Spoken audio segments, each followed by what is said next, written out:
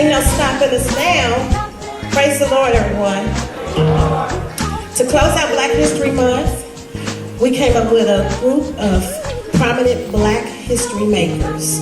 I would like to introduce our first Black history leader. She is an African-American media proprietor, a talk show host, an actress, a producer, a philanthropist. She was born into poverty, and for a long time, she was known as the world's only Black billionaire. She's also known for her self-titled, multi-award-winning talk show. Let's give it up for Oprah Winfrey.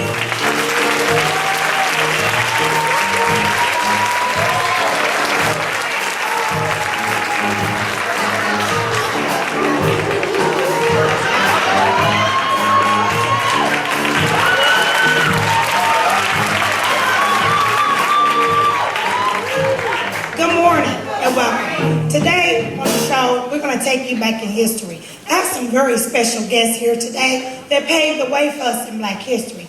I have some strong, powerful leaders and history makers.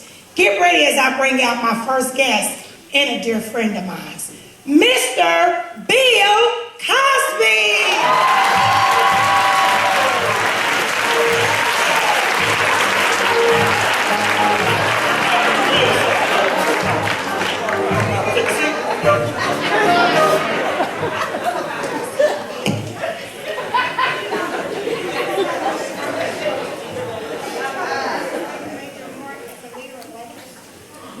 Well, let me tell you, it started in Philadelphia, Pennsylvania, around 1965. My first love was stand-up comedy. I made my own shows, produced it. We called it back then the Chitlin Circuit. And what I did was, I talked about my family. And people couldn't understand at the time when race was high, why I wasn't talking about Black people. But I knew through talking about Black people, white people understood that Blacks and whites share similarities. We all didn't have to go to jail or be dead. Now, with that, I became the first Black male in a television series, I Spy, that went on to do a lot of different shows in the theater and on television. But, thank you, young brother. But then, I hit a gold mine when I started The Cosby Show. I brought a family of 5 to mainstream America every week. 2 successful parents, a doctor and a lawyer. All of my children were in school and did not commit crimes. It spent off to a different world, and I did a lot of different voiceovers for things like the electric company and Fat Albert. You might know that. But one thing you guys don't know is I dropped out of school in the 10th grade. But then I later went back to school, and now I have a lot of master's degrees, but people still don't like Bill Cosby. In 2004, I gave a speech called The Pound Cake, where I challenged my African-American parents to raise their children. Put down the bling bling and stop going to Sing Sing. Stop dropping out of school and filling up the cemeteries. Now, to this day, they still don't like me, but that's all right. Are you raising your kids today? Tell them to put down the remote control and pick up a Jello pudding pop.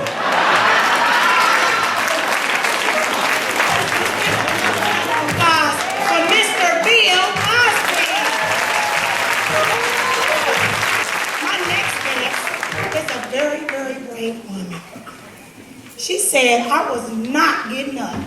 Give it up for the Honorable Mrs. Rosa Parks.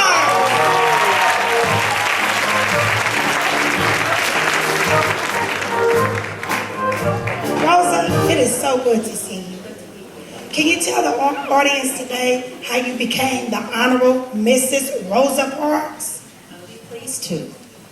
It was December 1st, 1955, and I, like most African Americans, was deeply disturbed about an incident that had happened just 4 days before.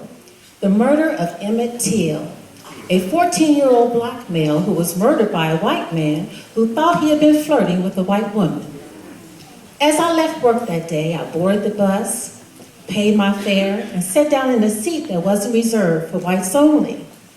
As the bus began to fill up and all the reserved seats for whites was taken, the bus driver noticed that there was 3 white people still standing. So he stopped the bus, walked toward the back of the bus, and demanded that 3 blacks relinquish their seats to the white people that were standing. 3 black men near me moved, but I just scooted over toward the window seat. He was furious. He called for the police, who promptly came and arrested me and charged me with violating the segregation law.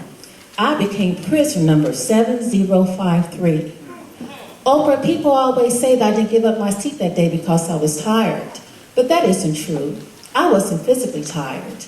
No, the only tired I was tired of giving in. I was not going to be deprived of a seat that I had paid for. Our people have been mistreated just too long. And Oprah, I was tired of it. Thank you, Rosa. Give another round of applause for Miss Honorable Rosa Parks. Thank you. Now, we're about to bring a little black power to the stage. Give it up for Miss Angela Davis.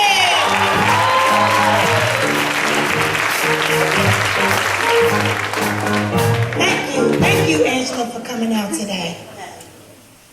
Angela, you sure looking good. Tell the audience today how you made your mark in history. Well, Oprah, I first became known because of my prior membership in the Communist Party, my involvement in the Civil Rights Movement, and also for being the first female in the Black Panther Party.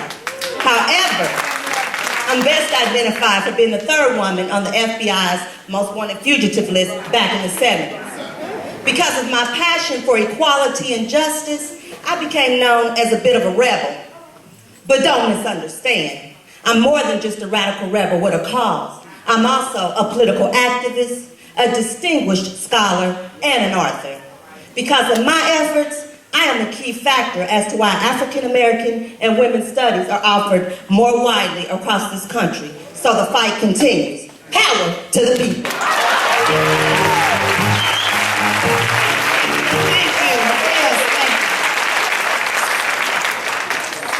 you. Let's keep this power going. My next guest has the power of God walking with him. Numerous marches for freedom and equality for people. He is truly honored to bring out the man with a dream.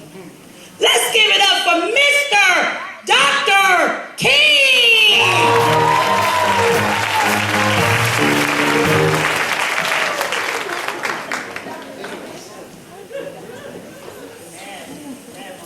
Mark,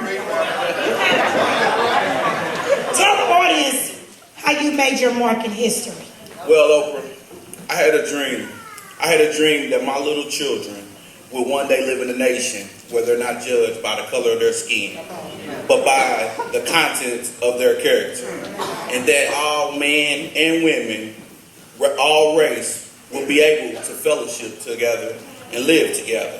And I praise the Lord for seeing my dream through. And as for us, God's children, let us continue to help to see Martin's dreams through. Praise the Lord. All right. Thank you, Lord. Thank you. Give a round of applause for Martin Luther King Jr. Thank you. My next guest followed the stars at night to lead the slaves to safety. Give a warm, hearty welcome for Harriet Tubman.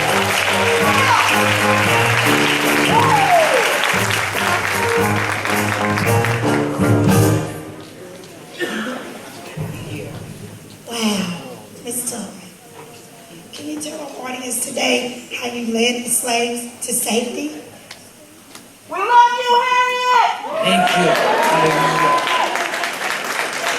You know, during the slavery times, times we worked in fields all day long. And we worked in the fields whether we wanted to or not.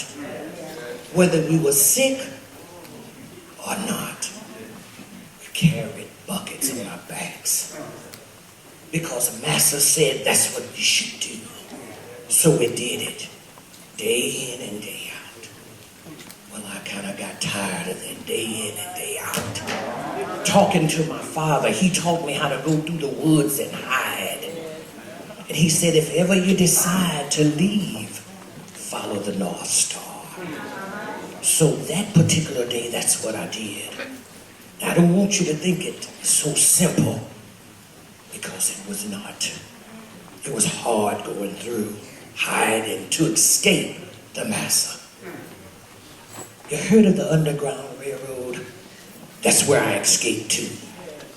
And while I was there, I thought about my people being degraded in slavery. So I took that hard road back and got my brothers and my sisters. And they said I freed them. I'm Harriet Tubman, but they call me Moses.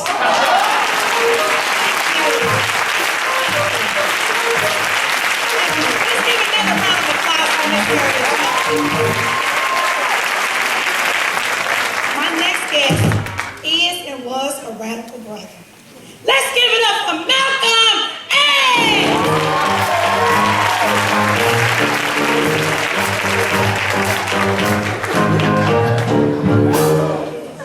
Malcolm, tell the audience today how you made your mark in history. Certainly.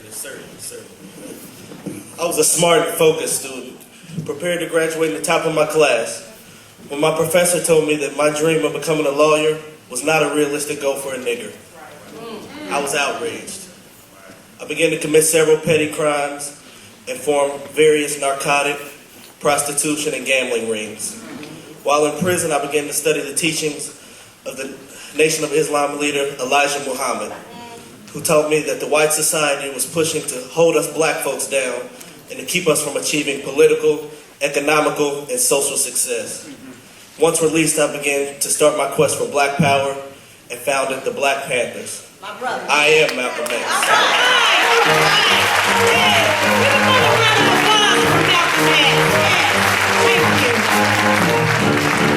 And November 4th, 2008, at 11:58 p.m., I remember sitting there with my wife and children, and I felt the tide shift in America.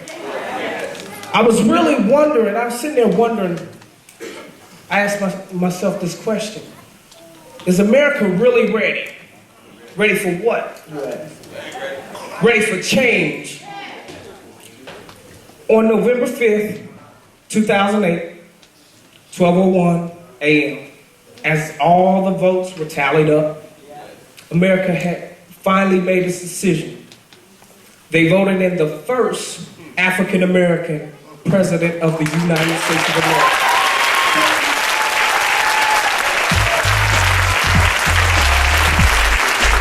That's how I became the 44th president of the United States.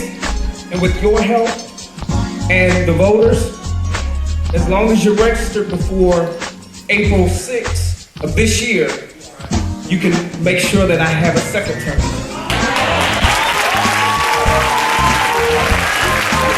Give another round of applause for Barack Obama.